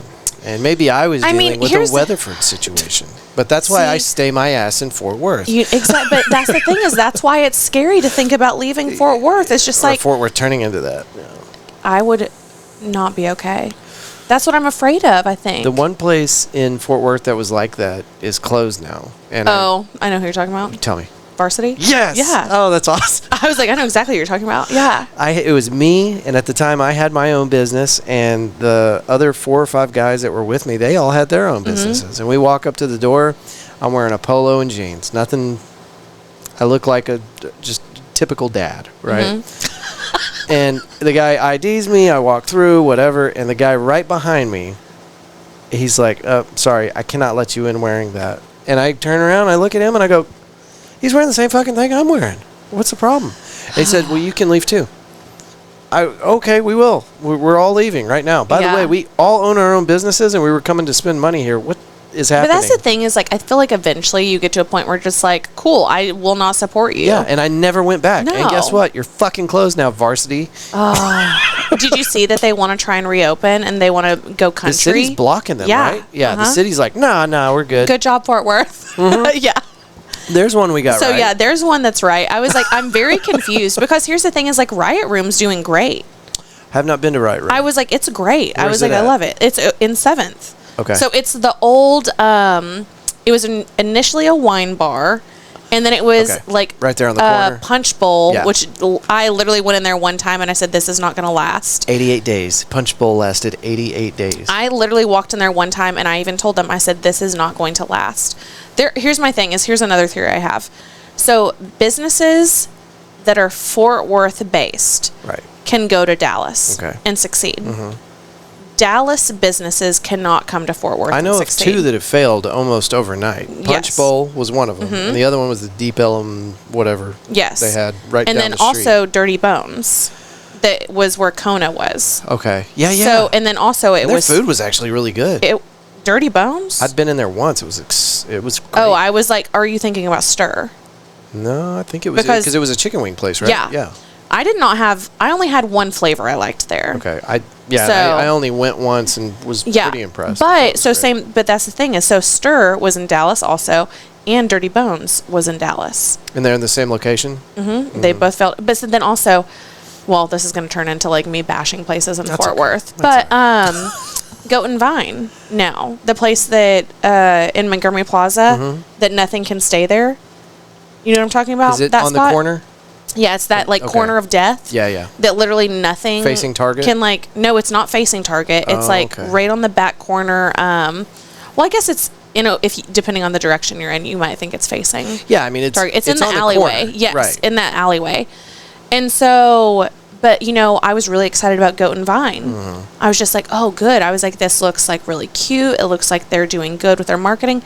Every single person I've talked to recently is just like, nope, trash. I was like, same with me, because whenever I went, they were out of everything on a Monday. Yeah. They were out of everything. So it's like more of their big thing is wine. So I was like, oh, I want to try one of your wines. And they were just like, oh, we're out. I was like, well, what about this wine? We're out. What about this one? You're out. Same thing. The bartender, I was like, okay. I said, can you do a gimlet? And she was like, hold on, let me go check. And I was like, She didn't know what it was. what do you mean, go check? So she went, asked the bartender, and he was like, no, we can't do that. I was like, a gimlet's very simple. And so then I said, well, can you do like a classic daiquiri? Because I just wanted like a drink that was like in a cute glass for, photos. Yeah.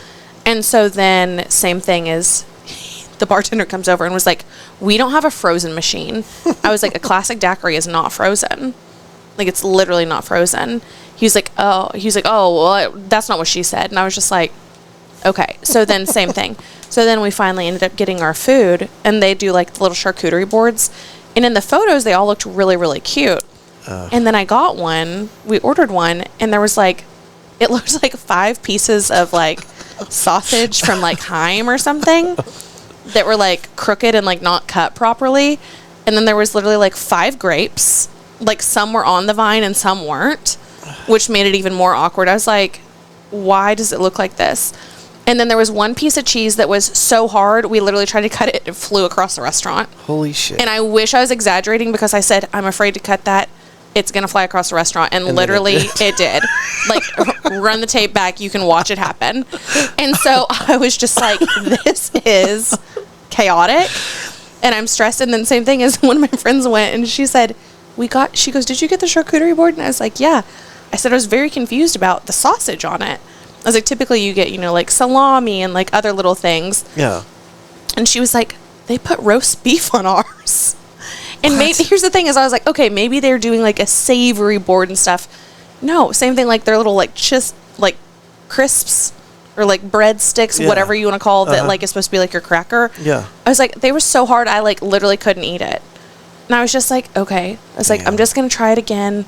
Another time someone said brunch was better. And then I talked to some people and they were just like, nope, brunch is just as bad. And I was like, well, I was like, sad day. Because it's so cute in there. Yeah. It's like very aesthetically pleasing. And I was like, what is it about that corner? Got to get their kitchen together. Like, what is it about that corner, though? Well, and then just like food industry in general right now is so difficult. I mean, everybody is struggling. Yes. And to what I was talking about earlier, like I just will not go to these, excuse me, I won't go to these big national chains anymore because there's too many businesses around here that I want to see survive. Mm-hmm. And if I have that feeling and I don't act on it, I'm just being a dick. I'm not. Okay, where have you not gone that you want to go yet? Snooze is the one that breaks my heart because I want to go in there so bad. But okay, what about other Fort Worth places?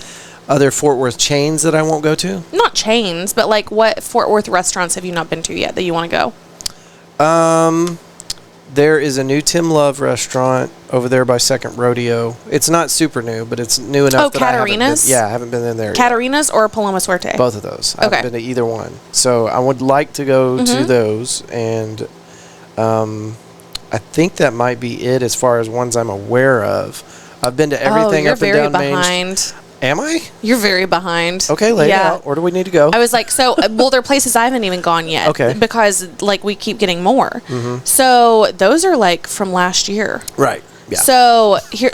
I go to Pouring Glory a lot. We got to get you caught up some. If I go somewhere else, I don't get to have a burger at Pouring Glory. That's another big problem. I know. I still need to have a burger at Pouring Glory, so... You're missing out, dude. I mean, I love a good burger. But, so... You need to go to 61 Osteria. Okay. Which is in downtown. Okay. Have you been to Wicked Butcher? I haven't. Oh my gosh. I've been to Bird and Branch.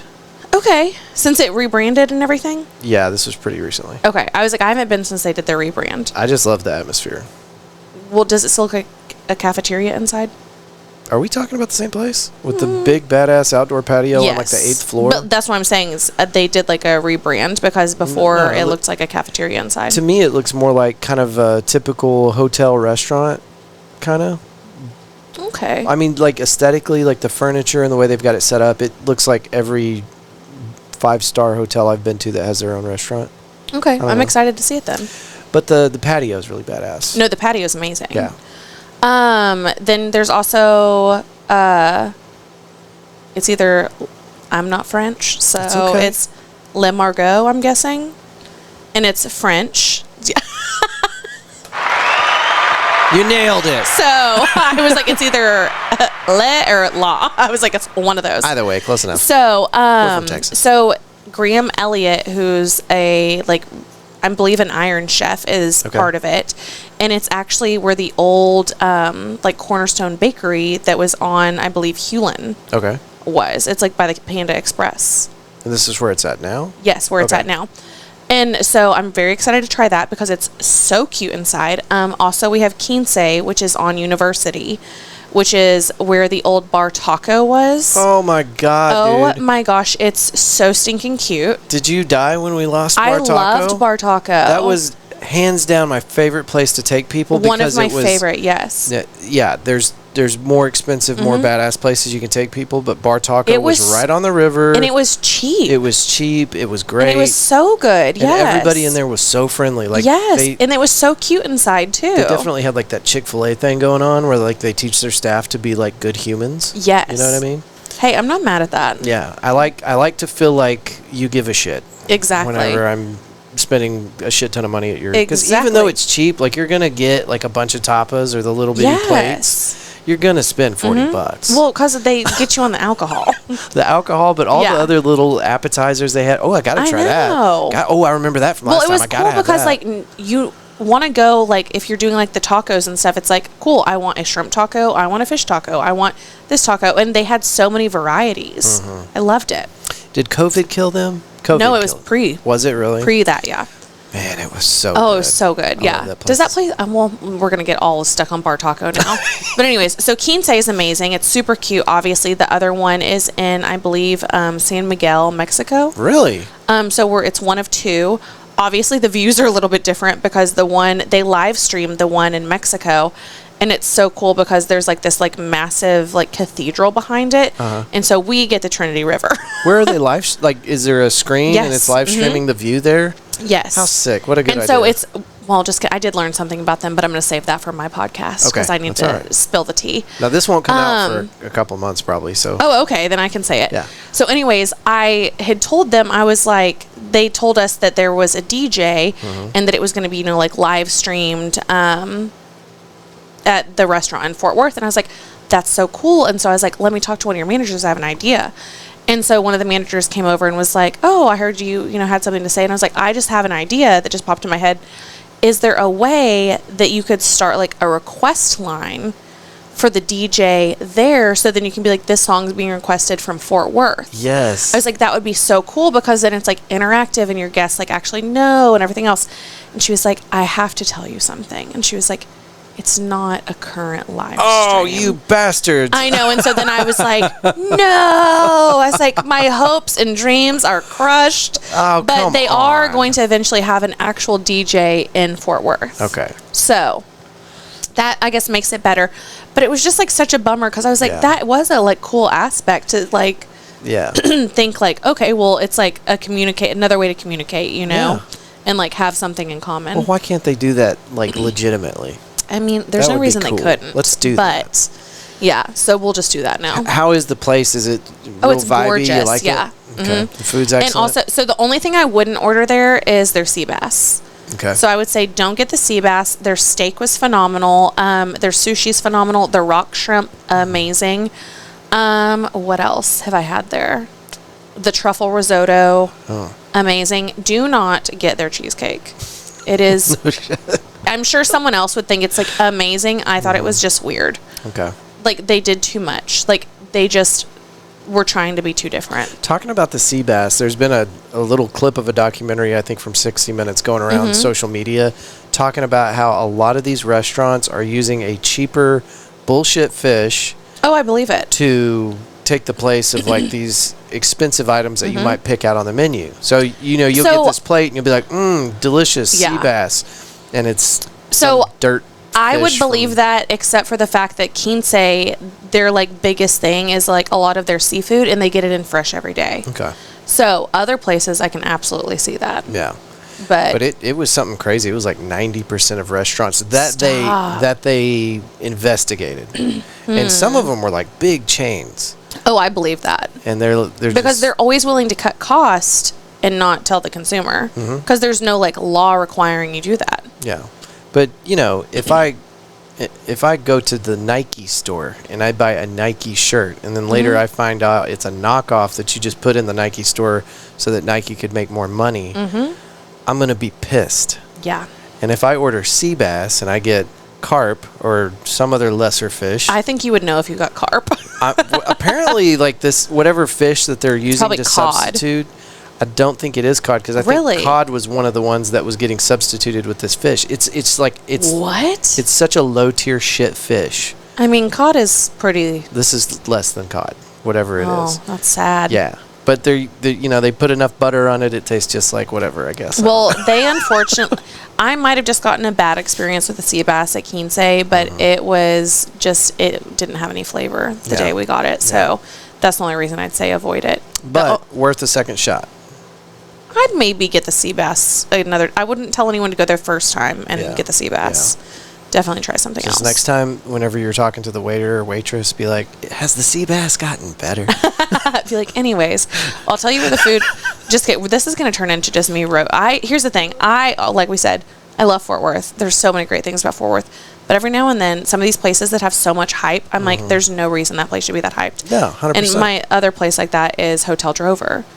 Is like Hotel Drover's drinks, amazing. Food, no. Okay. I will not eat there ever again. I've never had food. I didn't even know they served food there. Every single time I've eaten there, the food has been horrendous, or my friend has gotten sick. And you pay $100 a plate. Yes. Yeah. So it's just one of those places that, like, especially in the stockyards, when you have somewhere like Lonesome Dove or even like H3, whatever, that's like a classic and been there forever, I would suggest someone goes there because you get consistent good food. Hell yeah. Yeah, if anybody's listening to this for like advice on where to take people in Fort Worth for food, if you're a carnivore, you should go got you.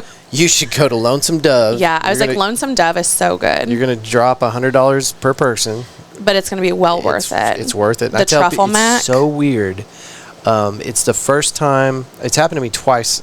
The last 2 times I've been in there, whatever I ordered was so good. Like as I'm eating it, I could feel like something change about my mood. Like I started Isn't that crazy? Better. Do you happy dance when you eat, or is that just women? Okay, so the gross thing that I do whenever You think happy dancing is gross when you're like... Okay, so the thing that I do whenever I'm really digging what I'm eating, I start smacking. Oh, you monster. And I don't even know I'm doing it. Oh, that's awful. So I'll tell people, like, when I get into something, I'm like, damn, this is good. I'll tell people left and right of me, like, if I start smacking, will you please tell me? Okay, never sit next to me. I will have a panic attack. No, it'd be perfect, because then you'd be like, hey, fucker, stop smacking. And then once I'm cognizant that I'm doing it, I'll stop. But I would literally just be death staring you. I'd be like, you know what the fuck you're doing right now? It's involuntary. I can't help it. You just said you do it. Once you tell me. Come on. It's a problem. You wouldn't make fun of a guy in a wheelchair, would you? Shut up. That's not the same. Not the same. Okay. So different. So we've got some good breakfast places, brunch places.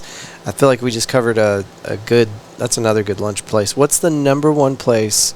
You got people coming in from out of town. They've never been to Fort Worth before. They want a really good dinner. Where are you going to take them? Ooh, Riata. Riata? For Riata. Sure? Yeah. Like, it's a classic. It's a staple. How long do we get to keep them? I think they're I think it was next year. But it's like, I want to say it's like maybe June. of next year. So it's like almost a year away. It's such a beautiful place. First of all, what is going to go there? What do they think? And I'm just going to say they.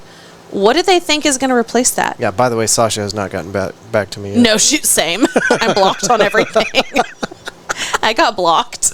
You can use my account if you want. Perfect. I was like, careful. I was like, this podcast is probably going to get you blocked too now. Excellent. No, I'm blocked on everything by Sundance You're Square. not cool unless Sasha Bass blocks you. Can you imagine just like having that much money and like influence in Fort Worth, and you're just like blocking a random podcaster for saying, come on my podcast and please explain why you're doing insane things. Like here's the thing is like I get so much satisfaction out of that though. I'm like, I'm glad I bothered you that much. I'm nobody. Yeah. Like you could be doing so many other things versus letting me bother you. Get under your skin. Yeah. Like, you know what? Blessings. I hope you're scratchy. I hope you're itching. I hope something happens and Riata ends up pulling we worked it out. Maybe. I mean, that would be the dream because obviously, like, I love where they're at, but also I think it sucks because obviously in their best interest would be to get out of the hellhole that is becoming Sundance. Like, there's nothing lives there. Mm-hmm. Nothing lives. When was the last time you went down there? Downtown has lost its vibe. It lost its vibe about 10 years ago. But, like, literally, like, what would you do down there?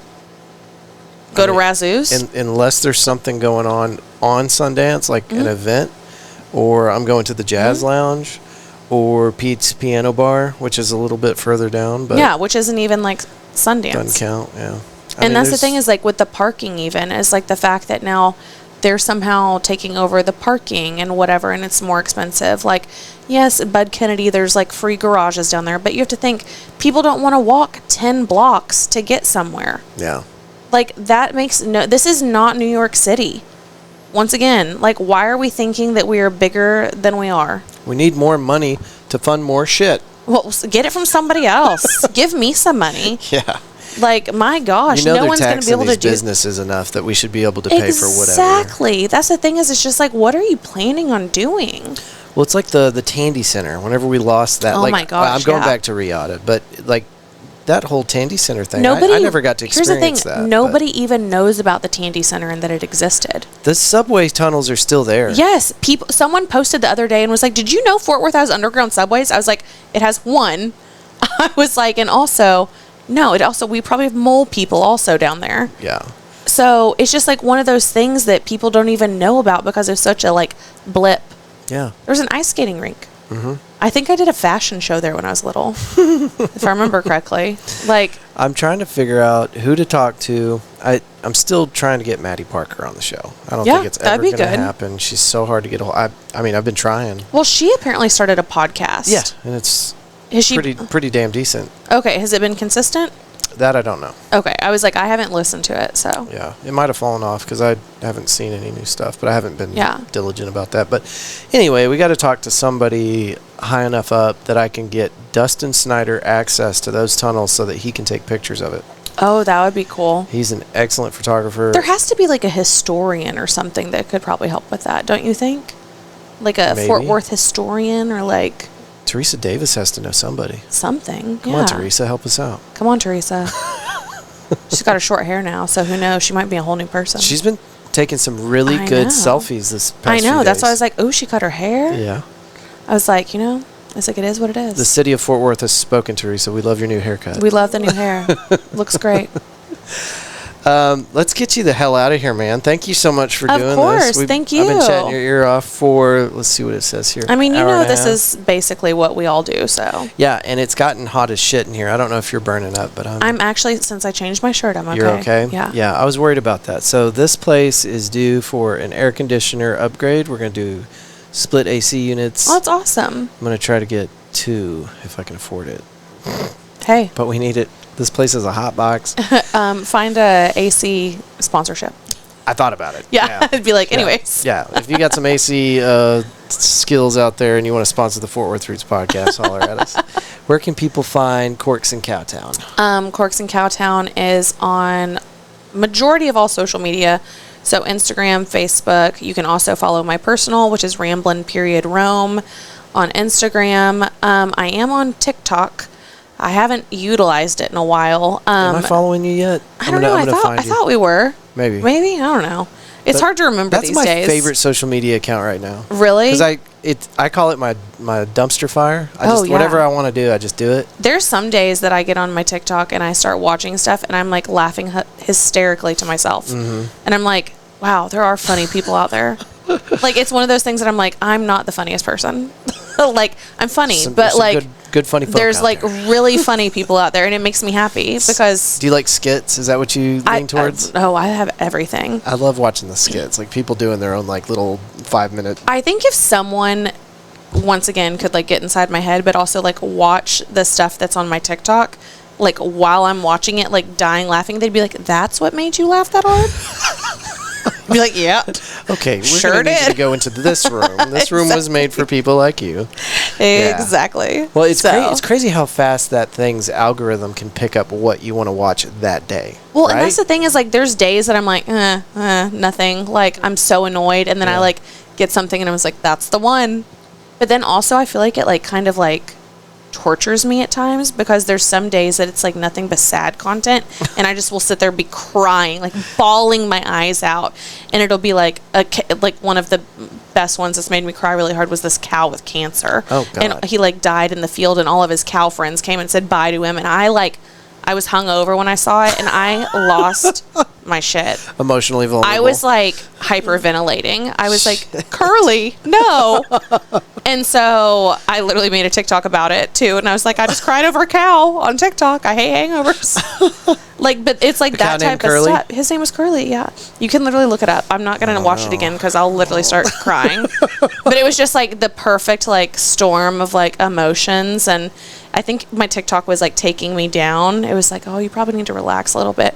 And it was like, we're going to hit you where it hurts really bad. And it's going to be a cow with cancer. I was like, You're not ready for this. I was not.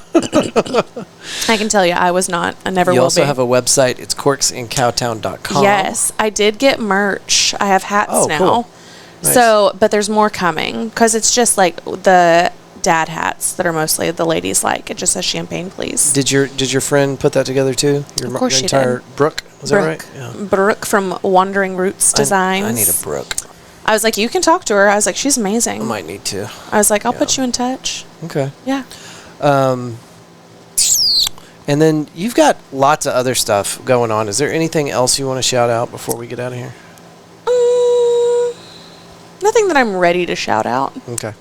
But I appreciate it. New projects on the horizon? I mean, there's definitely a lot going on. I feel like all of us kind of all have stuff going on on the side. So I think I've also learned to not say anything till it's happened. I have trouble with that too, yeah. Because I want to make sure that everything's done legally and no one steals it. Right. So, yeah. And I would be at the top of the list of people that would steal shit from me. So I was like, I get it. I have great ideas. I'd be mad if you didn't try to steal. Yeah, be like, you know what? I understand. There is one thing that I've tried to soft pitch to the RAP podcast and to. Oh, well, we talked about it today. Did you talk about the boxing match? Yeah. Oh, they said find out what it is. Please do it, because I said it needed to be like Beer Olympics or something. Okay. And so if it was, that makes it 1,000 times better. So there's two things going on. Juan Galvan, did I say it right? Galvan. And he does a lot. He's with the TFTI and Osos Golosos. And is he part of something else too? Is he part of Take It Back or whatever? Maybe that's what it is. I was like, I can't, honestly, unless I have the list of all the podcasts in front of me, I can't remember. I know. And if you say one, you got to say them all. And you're going to forget somebody. Anyway, he wants us to do a boxing match, pod squad style. And the more I talk to people about this, I'm thinking 1 minute rounds, and we go for a championship. Now, listen. Now, you're saying 1 minute round? What's a normal round? I think it's 3 minutes. I think these need to be like 30-second rounds. We could do that too, but how are you going to score a 30-second round? 30 seconds is going to be long when you're getting hit in the, like, well, that's the other thing. You know, by a non-professional. We got to watch out for these people that are going to take it way too serious. That's what I'm saying, is like, I feel like this crew, as much as we love each other, we're also very serious and we like winning. Think about Chad coming at me with them 16 ounces. All that pent-up aggression that he doesn't want to talk about. Coming at my face, he's going to destroy me. I mean, so we're going to have to put out a rule like, hey. Tim might be a little scrappy too. Tim's got the reach. Yeah, I was like, I feel like Tim is a secret. Oh, yeah. Lyrical's got that reach. Here's the thing is like, I just told them that I'm picking a team or a side based on the cutest outfits. Oh, we just need them to go after it, right? No, absolutely. But like, that's who I'm picking is I'm going to be like, I'm team this or that. And then the rest of us can sit here and commentate. I saw that. Did you make a post? Because I feel like I saw this. Yeah. I was like, I'll be picking who I'm supporting based on outfits. I just tried to unscrew this when the lid's already off. It's fine. You told on yourself. I didn't see it. The camera caught it, but... I mean, at this point, I'm just going to be honest about things. We're dehydrated. The heat's getting to us. Don't judge us. I think also when you just like don't shut up for like an hour and a half, your throat's eventually like, hey, yeah, maybe stop. You heard mine. Mine locked up. I know mine did too. I was like, what? Well, any collaborative thing that you've got going on, we're always here for you. I love the little pod squad thing that you've put together. I was like, I love our pod squad. I know. Yeah. It's like we've got it. We can do it. Well, and if I haven't beat the horse to death already, thank you for everything that you've put into it. Well, thank you. I appreciate that. I wouldn't have been introduced to the group if it hadn't been for your first event that I went to, the Corks and Cowtown, the PBR thing. Oh, well, good. So it makes me happy. I think we all we needed it, and it's nice that we can all be together. And I was like, and I'll give Chad a lot of credit for that too, because Chad and I kind of talked a lot behind the scenes, and we're like, I think this could be something, like we could work together and like make it even bigger, because I feel like we were kind of, obviously the only podcast I ever saw first before me was It's Probably You with Lance. Yeah. And so he and I always stayed in contact. But then the second one I ever saw was Funky Panther. And so they kind of, gained traction quick because they were doing video. And so we started talking, and I feel like that's when we were kind of like, hey, we could really be doing more with this. Yeah. And then it just kind of like birthed itself. Yep. It has a mind of its own. Now there's a new event every week with one of the local podcasters doing something. So. It's so cool. Like, it's so cool.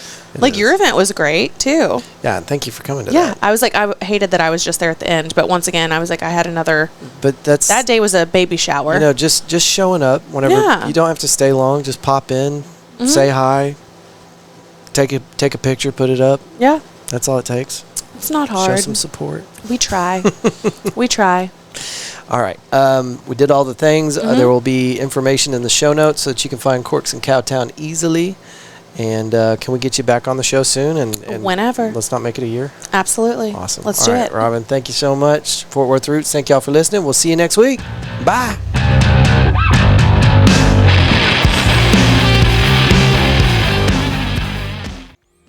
Robyn, thank you so much for being a guest on our show. She's been nice enough to invite me on her show, Corks and Cowtown. You can find that on all the major streaming services. We'll also have some additional links in the show notes so that you can find Robyn and her work more easily. But Robyn, thank you so much. And again, thank you for what you do for the Fort Worth community, the creative community, and the podcasters specifically. We couldn't have gotten to where we are today without you. And we look forward to doing a lot more with you in the future. Glad we finally got you in the studio. And let's go ahead and put another one on the schedule so that we can, get it done without waiting another year. Excuse me. All right. September 23rd, out at Pouring Glory, we've got the big event. This year is benefiting Cook Children's Hospital. I know you got stuff to do. You're a busy person. It's from 11 to 6 on that Saturday. If you could come out and show your support for 20 minutes, 30 minutes, that would be wonderful. Take a picture with us. Help us show Fort Worth that whenever Fort Worth Roots Podcast puts on an event, people show up. And whenever we support a charity, that really means something. And I understand things are tight right now, but all you got to do is show up, and it will be a huge help. Show up hungry. Have some food. That will also help the charity. All sorts of good stuff. And it's going to be a great day. All the goodwill towards humanity stuff aside, 4 incredible bands, vendor market. We're going to have grab bags at the door. We're going to do a door prize giveaways, and we're going to have some really cool stuff there. So anyway, if you can make it out, September 23rd, 11 to 6 at Pouring Glory. Your admission has already been covered by our wonderful sponsors. Speaking of our sponsors, woodpostmetalworks.com. You can go there and use offer code podcast817 to get 10% off on checkout. They specialize in metal signs with or without LED backlighting, fence and gate repair or installation, light steel fabrication, industrial plasma cutting, and more. Our buddies over at Halk Walker Originals will be laser engraving some more tumblers for us at the event this year. They did these for the last event that we did out at Pouring Glory last year for the big event, and people loved them. And so we made a few more this year. So if you come out to this event, fill out a little door prize ticket, and there's a pretty good chance you can get one. We're going to make over, I don't have a final number yet, but at least 20 of these are getting made. We might do more. So Halk Walker Originals are the folks doing this for us. HalkWalker.com is where you go. They offer a huge variety of unique and personalized gifts. Also laser engraving to customize just about anything you can think of. Roofing Solutions by Darren Halk. We talked about them at the beginning of the episode. You can get 50% off a roofing tune-up. That's where they go up there and make sure the sealant around your pipe jacks and a bunch of other intricate stuff that a qualified roofer will do to ensure the longevity of your roof. How often do you need something like that? Well, in North Texas, with the heat and all the damage that your roof takes, this is the worst place in the world for a roof, I think. It's one of the worst. So it needs a little bit of attention, a little TLC. So if you haven't had a roofing tune-up in a year or two, it's time. RoofingSolutionsHalk.com is where you can go to check out information on them. The phone number is 817-882-6520. All right. Where's the rest of my sponsors? Where are they at? You know about Body Machine Fitness. They're located at 2300 West 7th Street, Fort Worth, over in the Left Bank Shopping Center. They offer a truly one-of-a-kind fitness experience. Your first class has already been paid for. Go to bodymachinefitness.com to schedule your first high-energy cardio strength group fitness class with best-in-industry trainers, cutting-edge audio and lighting systems. Show up early or stay after the show. It's not a show, it's a class. For the IR sauna and nutritious snacks in the lobby. McFly's Pub. We love this place. It's a 1980s Back to the Future themed bar with a very impressive outdoor area. Got a fire pit. You can hang out and bring some friends for pool tables, darts, cornhole, jumbo Jenga, catch a live event. They got local musicians on stage multiple times every week, and they're doing a Tuesday night open mic with Tommy Luke. That's always a lot of fun. Pouring Glory, where the event's going to be located at 1001 Bryan Avenue, Fort Worth, Texas. This place is a pretty badass little restaurant, and they have an excellent selection on their tap wall. I mean, I need to count how many they got. 30 or more, I think. It's a surprising amount.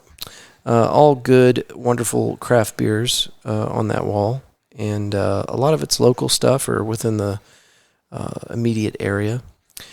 PG is also a growler refilling station. Growlers are like fancy milk jugs that you pour your beer in and take it home, and whenever it empties, you bring it back to Pouring Glory, and they'll fill it up for you again. It's like magic. They also have live music out there fairly often. It's been hotter than shit outside, so I don't know that they've had a ton of live music for the last month or so, but most of the time when you go out there, they've got live music. And there's going to be some more live music this September 23rd. Itchy Richie, Late to the Station, Cassandra May Laurence, and Jay Birds. All right, we got one more. Where is it? Cowtown Nutrition. Cowtown Nutrition is located at 5430 River Oaks Blvd. They offer a healthy alternative to that compulsory fast food craving. You can also load up on your favorite Herbalife products and learn about their fitness groups that they hold on location at Cowtown Nutrition. Check them out on Instagram at Cowtown_nutrition. And thank you to all of our sponsors. Thank you very much. We wouldn't be able to put this event on this year if it wasn't for our sponsors. So, and if you'd like to sponsor the Fort Worth Roots podcast, I won't stop you. Go to email us at media@fortworthroots.com and tell us your intentions, and we'll provide you with some information.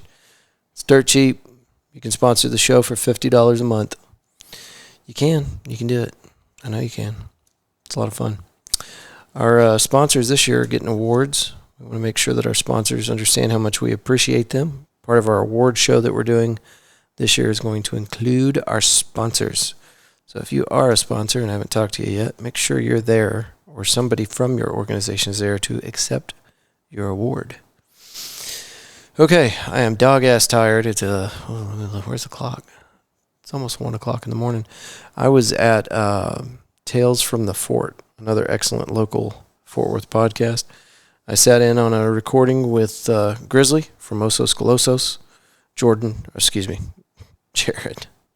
Jared, the host, and Mr. Dank817. And we sat there and we talked for over 3 hours. You can find them on Spotify, I believe. Anyway, great show. It's called Tales from the Fort. And we just did episode 40 with them. Good deal. And now it's just later than snot. Okay. Thank y'all so much for listening to this episode. Robyn, if you're still listening, thank you so much again. And let's get you back in the studio just as quick as possible. Okay, that's enough talking out of me. Thank y'all for being here, and I will see you next week. See you.